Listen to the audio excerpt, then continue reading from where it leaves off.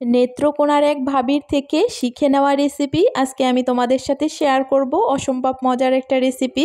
আসসালামু আলাইকুম। পুরো ভিডিওটা না টেনে দেখবেন, অবশ্যই ভালো লাগবে। তো প্রথমে হচ্ছে আমি 1.5 টেবিল চামচের মতো ঘি দিয়ে নিয়েছি। তার ভিতরে হচ্ছে 1 কাপ পরিমাণে সুজি দিয়ে এটা হচ্ছে 2 থেকে 3 মিনিটের মতো ভেজে নেব। এটা আস্তে আস্তে চুলার আঁচটা মিডিয়াম আঁচে রাখতে হবে, হাই হিটে দিলে পুড়ে যাবে। আর এটা হচ্ছে 2 মিনিটের মতো ভেজে নিলে সুজিটা একদম ফুলে ফুলে যাবে। এই যে এরকম হয়ে যাবে, তখন হচ্ছে এখানে কিছু খেজুর গুড় দিয়ে দিতে হবে। খেজুর গুড়টা হচ্ছে আমি থেতো করে নিয়েছিলাম। তারপর খেজুর গুড়টা দিয়ে 1 মিনিটের মতো একটু নাড়াচাড়া দিয়ে ভালো করে মিশিয়ে এখানে হচ্ছে লিকুইড দুধ দিয়ে দেব আমি 1.5 কাপ পরিমাণে। এটা জাল করে রেখেছিলাম। তারপর দিয়ে এটা অনবরত নাড়তে থাকবো, তা না হলে কিন্তু এটা হচ্ছে দলা দলা হয়ে যাবে। সাথে সাথে একটু নাড়াচাড়া দিয়ে দিতে হবে।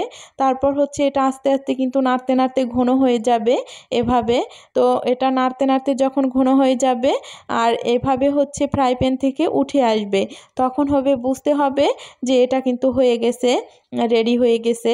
তো এই যে এটা একটু ঠান্ডা করে নেব। গরম অবস্থায় আসলে হাত দেওয়া যাচ্ছিল না, তো আমি ঠান্ডা করে এখানে কিছু গুঁড়া দুধ দিয়ে দিয়েছি 4 টেবিল চামচের মতো।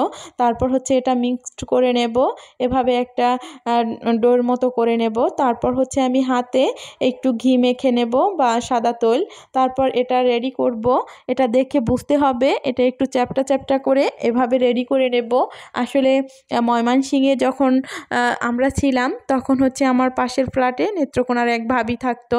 তো এই ভাবি এই রেসিপিটা করতো, তখন হচ্ছে আমি তার কাছ থেকে শিখেছি।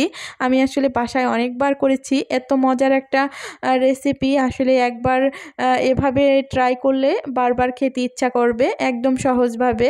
তারপর হচ্ছে আমি শিরাটা রেডি করে নেব। এখানে হচ্ছে 2 চামচ চিনি, তারপর হচ্ছে একটা এলাচ, দারুচিনি আর তেজপাতা, আর হচ্ছে 2 কাপ পরিমাণে পানি দিয়ে এটা একটু হালকা ঘন করে নেব। যখন পলক চলে আসবে তখন ঠান্ডা করে এক সাইডে রেখে দেব। তারপর হচ্ছে আমি এগুলো তৈলে ভেজে নেব। ফ্রাই প্যানে সামান্য পরিমাণে তেল দিয়ে ভেজে নিলেই হবে, ডুবো তেল দেওয়ার দরকার নেই। তারপর হচ্ছে এটা প্রথম পর্যায়ে উল্টাতে যাবেন না। এক পিঠটা যখন হয়ে যাবে তখন হচ্ছে আর একটা পিঠ ওলট পালট করতে হবে, তা না হলে কিন্তু ভেঙে যাওয়ার সম্ভাবনা থাকবে। তো এভাবে যখন কালার চলে আসবে তখন হচ্ছে আমি এটা উঠিয়ে নেব, কারণ এগুলো ভাজা হয়ে গেছে।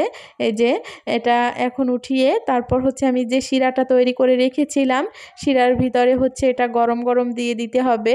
এই যে আমি সবগুলো দিয়ে তারপর হচ্ছে এটা 20 মিনিটের মতো রেস্টে রাখতে হবে।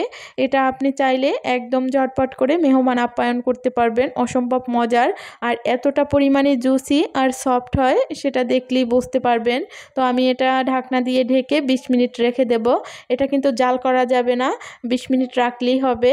20 মিনিট পর ফিরে আসছি, একদম শিরাটা খেয়ে টয়টম্বুর হয়ে গিয়েছে আর এতটা পরিমাণে নরম হয়ে গিয়েছে, একদম ধরা যাচ্ছিল না, ভেঙে যাচ্ছে। তো পুরো ভিডিওটা ভালো লাগলে অবশ্যই লাইক দিবেন।